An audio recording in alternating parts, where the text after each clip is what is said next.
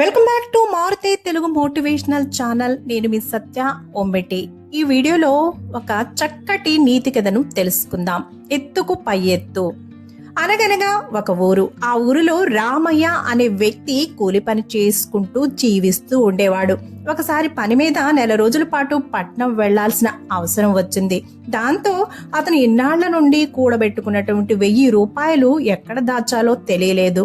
ఇంట్లో పెట్టిపోతే నెల రోజుల్లోపు ఏ దొంగొచ్చి దోసుకుపోతాడేమో అని చెప్పేసి భయంతో కిరాణా వ్యాపారి అయినటువంటి కోటయ్య దగ్గరికి వెళ్ళి సలహా అడిగాడు. అప్పుడు కోటయ్య, డబ్బు మహాపాపిష్టిది, ఎవ్వరిని నమ్మవద్దు అన్నాడు. ఇంతలో కొట్లోని గుమస్తా ఒక బాబు దగ్గర రూపాయి ఎక్కువగా తీసుకోవడం గమనించినటువంటి కోటయ్య, అదనంగా తీసుకోవద్దని నీకెన్నిసార్లు చెప్పినా మారమా? ఆ బాబు మళ్ళీ వచ్చినప్పుడు అతడి దగ్గర తీసుకున్నటువంటి రూపాయి తిరిగిచ్చాయి అన్నాడు. అది చూసినటువంటి రామయ్యకు కోటయ్య పైన నమ్మకం కుదిరింది. డబ్బు మూట తెచ్చి, ఇందులో 1000 రూపాయలున్నాయి, నేను తిరిగి వచ్చే వరకు దీన్ని మీ బాధ్యతగా మీ దగ్గరే దాచి ఉంచండి అని కోటయ్య చేతిలో పెట్టాడు. నేను పరుల సొమ్మును తాకను, కావాలంటే మీరే మా పెరట్లో మీకిష్టం వచ్చిన చోట గొయ్యి తవ్వి ఆ మూటను అందులో పాతి పెట్టుకుని వెళ్ళండి అన్నాడు. సరే అంటూ పెరట్లో ఒక మూలన గొయ్యి తీసి ఆ మూటను పాతిపెట్టి ఊరికి వెళ్ళిపోయాడు రామయ్య.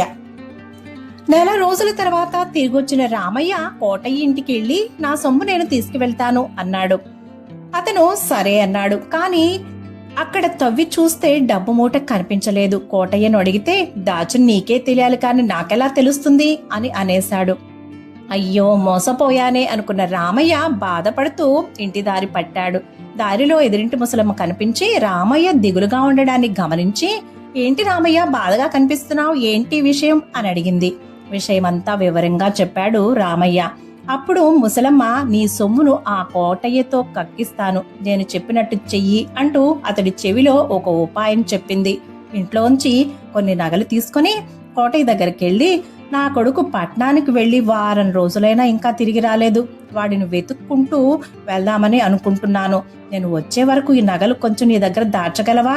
అదే కాక రామయ్య కూడా తన డబ్బు నీ దగ్గరే దాచాడని తెలిసింది, ఇంట్లో ఉంచి వెళ్తే ఏ దొంగో వచ్చి దోచుకుపోతాడు అని అడిగింది వినయంగా ఎదురింటి ముసలమ్మ.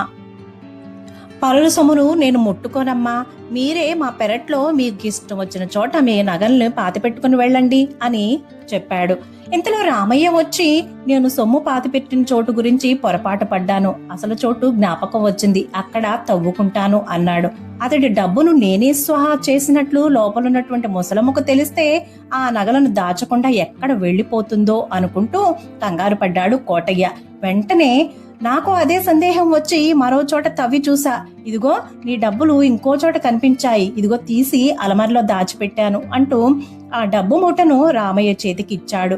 పథకం ప్రకారం ముసలవ్వ బయటకొచ్చి, రామయ్య వచ్చావా, నీకు పట్నంలో నా కొడుకేమైనా కనిపించాడా అని అడిగింది. కనిపించాడమ్మా, రేపు సాయంత్రానికి ఇంటికి వస్తాడట అని చెప్పాడు రామయ్య. అయితే ఇక నేను వెళ్లాల్సిన అవసరం లేదన్నమాట అంటూ తన నగలు తీసుకుని వెళ్లిపోయింది ముసలమ్మ. కోటయ్య నోట మాట రాక అలాగే చూస్తుండిపోయాడు. విన్నారు కదండి, ఎత్తుకు పై ఎత్తు అనే నీతి కథ. ఈ కథలో ఉన్నటువంటి నీతి ఏంటో కామెంట్ చేసి తెలియచేయండి. Please like, share, comment on my video. Please subscribe my channel.